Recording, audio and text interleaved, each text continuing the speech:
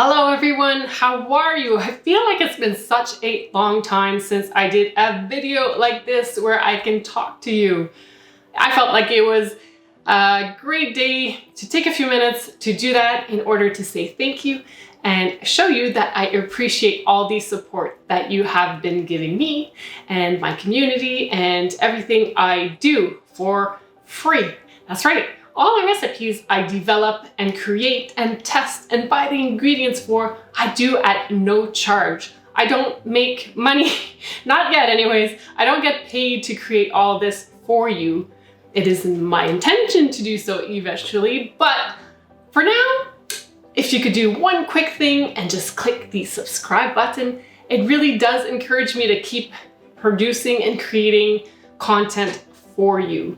The subscribe button is free. You don't have to pay anything to subscribe to my channel. And I promise you, the more encouragement I get, it really does give me a little bit of a boost to keep producing content for you. So if you can, I appreciate it because I know many of the people that watch my videos and even maybe try my recipes are not necessarily subscribed to my channel. Once I get to 10,000 followers, I promise you I will do a really cool giveaway. And I have a few projects in mind, but I need to reach a certain amount of followers and subscribers to do that for you. Anyways, things to look forward to. But also I would like to inform you that if you are not part of the baking group on Facebook, I will put a link below in the description so you can join another free and awesome community there where we, can ask questions and just encourage other people's with like recipes that they might be having challenges with, because once you start baking without the top allergens, it can be very overwhelming and a lot of people get discouraged, but it can be fun if you just change your mindset and change the approach that you take when trying new recipes without gluten, eggs, dairy, or the rest of the top allergens. And the last few months, the last year has been tricky for some, and we've all had, I'm sure, our fair share of challenges, but I have, been struggling on and off with my own health. And many of you have asked that I could maybe share a little bit of my personal journey, but I don't feel that this channel is the right place to do that. So I was thinking of starting another channel that would be just my name, Chantal Secours. And if I do that, I will let you know so you can also join and follow me along there. That way you get to know me on a different way. But whether you follow me here or eventually follow me there, I appreciate all your support, and let's not wait any longer and let's make this amazing carrot cake bar recipe. Again, it's gluten-free, it's vegan, and it does not include nuts unless you use a nut flour, of course, or a nut milk. But I will include some substitution in the recipe post. But if you watch, it's super easy to make and it only takes a few minutes to bake, and within half an hour you can get a really lovely treat that is great for people even without allergies. All the information will be in the video's description and of course in the recipe post as well. So let's get baking. Because this recipe does not have eggs or dairy or gluten, we're gonna start by combining a mashed banana with some golden flaxseed meal. And by mixing the banana and the flax, it will create a little bit of a gel. And then we're gonna add the milk and the sugar. Today I'm using coconut palm sugar. You could use maple sugar, you could use cane sugar, and I have not tested it without any, but I'm sure that maybe you could add, or just leave it out, but I can't say because I haven't tested that part yet. But so once you have the sugar, the banana, and the flax together, you can add the plant milk, and I will in the recipe include the different ones you could try. If you have homemade plant milk, it always works great, but in a pinch, the store-bought kind will work as long as you choose a brand that's not full of yucky ingredients. So you can just mix this a little bit, and then you can pretty much straight away proceed by adding the buckwheat flour. And in this recipe, I am using gluten-free quick oats. If you cannot consume oats, and I understand that not everybody on a gluten-free diet can consume oats, and that's fine, you can consider using almond meal flour if you're not allergic to nuts. And if you can't have oats and or nuts, then I would probably have to try and test some variations, because I myself have not tested that. So today I am sharing with you what I've made and I've baked and I've tried and I've enjoyed. So after you add the buckwheat and the oats, I'm adding a little bit of potato starch, and that will just, help to bind everything together. And at the same time, we can probably go ahead and add the gluten-free baking powder. I have some sea salt. And to flavor everything, I'm adding a pure vanilla bean powder. If you don't have powder, you could just add some vanilla extract, but with the extract, you would have to add a little bit more. So that's 1/4 teaspoon of the powder. And if you were using the extract, probably 1 teaspoon would be wonderful. So at this point, you just want to mix to make sure that all the ingredients are well combined, because you don't want any dry bits.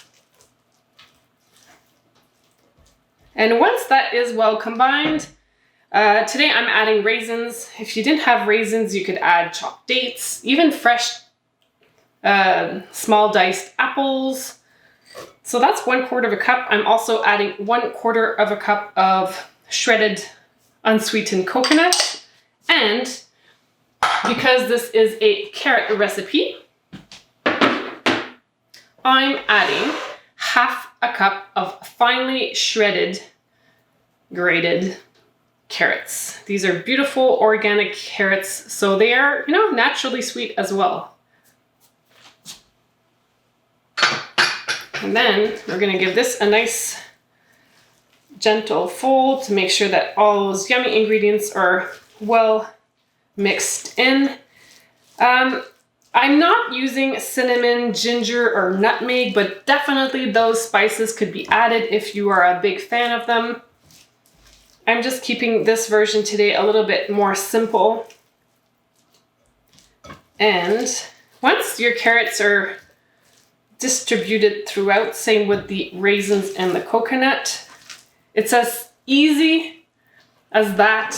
You have, like a cake batter mixture. I've already pre-lined a 9x9 baking dish. And it's as simple as transferring the mixture to the baking dish. And then we're gonna bake it for 25 to 28 minutes. Maybe for you, it has to go up to ½ an hour, but you don't wanna over bake it. You just wanna bake it until the center is set. So kind of like a cake, but remember, this cake does not have eggs, it doesn't have gluten, it doesn't have dairy. So the baking times are similar, but we're not as concerned about things being, I guess, raw. Like if you had a cake with lots of eggs, I guess it would be maybe gross if it wasn't fully baked. So this is what it looks like. Can you see here? I'll go even closer so you can see. But it's as simple as that. That took what, 5 minutes? Not even. And of course, at home, when you are measuring or weighing your ingredients, you could just toss everything in the same bowl. You don't have to put it in little cups like I did. That was just to show you how all the ingredients that I was using. So I'm gonna stick this in the oven and I will show you what it looks like once it's ready. While the cake is baking, I thought I would take a second to show you that, once it is ready and it's cooled and you're gonna slice it into 16 bars or squares, you have different options for serving. You can eat it just as is, no extra sugar. You could drizzle a little bit of beautiful pure maple syrup. You can combine some maple syrup with some organic powdered sugar. Or if you have found gluten-free, vegan, nut-free cream cheese that you like, I personally have never tried vegan cream cheese, but if you have and you like how it tastes, you can actually just take a heaping spoonful of the cream cheese, mix it with some maple syrup and the powdered sugar, and create a really lovely icing that you could drizzle over the bars. But for today, I'm just using a little bit of maple syrup and powdered sugar, which I will also make sure to include the details in the recipe posts. So for 1 cup of sugar, I mean, this is 3 tablespoons of maple syrup, but I think I'm gonna start with 2, because even just the 2, you'll see it will create a pretty nice icing. Actually, if it's not enough moisture, then the 3 tablespoons will be perfect. But you basically just want to keep adding maple syrup until you create a thin enough consistency. And as you can see, it's not the right consistency. So I do need to add the whole 3 tablespoons of maple syrup. This maple syrup is actually my dad's maple syrup that he made at our family sugar bush. And you know what? It's kind of interesting because I'm almost out of maple syrup and it's maple syrup season. So if I'm lucky enough, I will soon get some more maple syrup, and I'm excited because I can make some more recipes. So I don't know if you can see here, but the consistency is much better. It's like a really thick icing, and that's kind of what I was trying to achieve. It's been 25 minutes and I just took a peek like about 1 minute ago to test the center, and you'll see the outer edges will get crispier and bake faster than the center, but as soon as you can feel the center that is set and not like squishy soft, I think you're good. So again, like 25 to 28 minutes. I don't want my bars to feel too dry, so I feel that for me today, 25 minutes is good. And ideally, I think it's best to wait 10 minutes before trying to pull this out. So I will do that. I will wait 10 minutes. And in the meantime, I actually will set a timer because I will forget. And a little trick you can do is you grab a little cup or a little container, put a little baggie into it. So just a regular little sandwich bag. And it will hold your bag in place when you transfer the icing. And already my icing has gotten a little bit hard, but it's okay because, again, when I place it on my, ooh, look at that. The maple syrup gives it like a really nice golden color.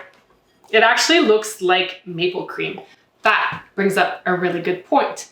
If you don't want to use organic powdered sugar, you can go watch my other video about making beautiful maple cream that is just simply made with pure maple syrup, and it will kind of have a similar texture, except it won't have the powdered sugar. It'll just be one ingredient, and that would also be a wonderful icing. And so once it's in your cup, you can close up the bag and you can just cut a really small corner, and then it will help you drizzle the pieces. But before I do that, I will finish cooling the bars, and then I will take it out and I will cut them in 16 equal pieces, so 4 by 4, and it'll be just the right size for a nice treat. And with Easter coming soon and maple syrup season, it'll be a perfect recipe for you to try at home.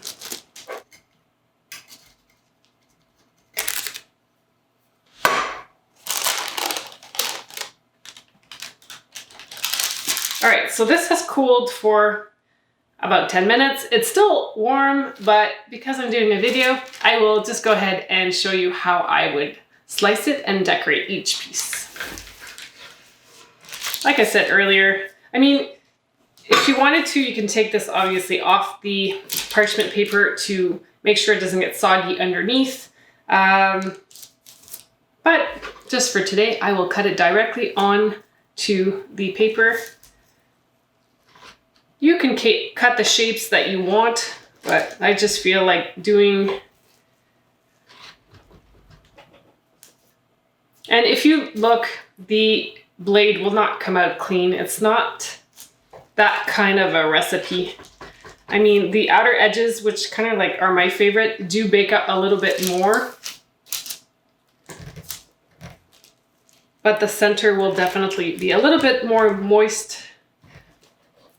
These bars are good for just stored on the counter, maybe in a container with a cover for a couple days. And after that, I feel that in order to prevent mold from growing, just put them in the fridge. And it would be equally delicious just frozen. And if you freeze them, make sure to cut them before you freeze them. And I think in the freezer, it could be good for at least a month or so, depending if you place it in a glass container with a cover. But this is what I would do.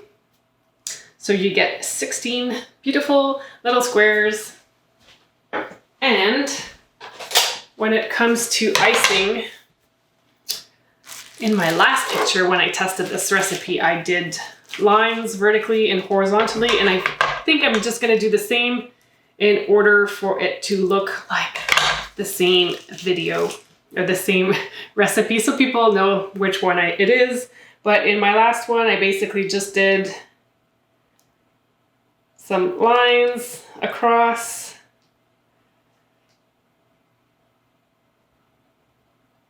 And then I went in the other direction, and it was as simple as that. And you can see that the icing is nice and thick, but it might melt a little bit more once it hits the bars if they're a little bit warm still. I mean, you can make your drizzle, of course, a lot smaller than this. You don't have to make it this thick. Maybe this way I can make it thinner. And maybe I can just keep on going. Did you want me to try one while I'm on camera? This could be messy. This is really good. I'm not a huge fan of sugar. So if you just used maple syrup or maple cream on it, I think it would be that much better. But for the sake of this video, and I wanted to show a quick way to make the icing, it does really work. But if you're sensitive to sugar and or can't really consume sugar, then this might not be the right icing for you, but it is very good. And these bars are great without icing too. This makes a really nice treat. If you're having, I was gonna say, if you're having people over for Easter, but I don't know if that's a realistic goal considering what's going on in the world. But if you want to make this for your little family for Easter or the holidays or any special occasion, this would also be good for a brunch dessert, I guess. And you know what? Without icing, it would actually make a really good breakfast too. Better, almost better than a muffin. No, it is good. It is kind of like a muffin if you think about it too. So I hope you've enjoyed this video. And if you make these carrot cake bars, please let us know in the comments or leave a comment directly in the recipe posts. I thank you for watching, and I will see you in the next video. Bye for now.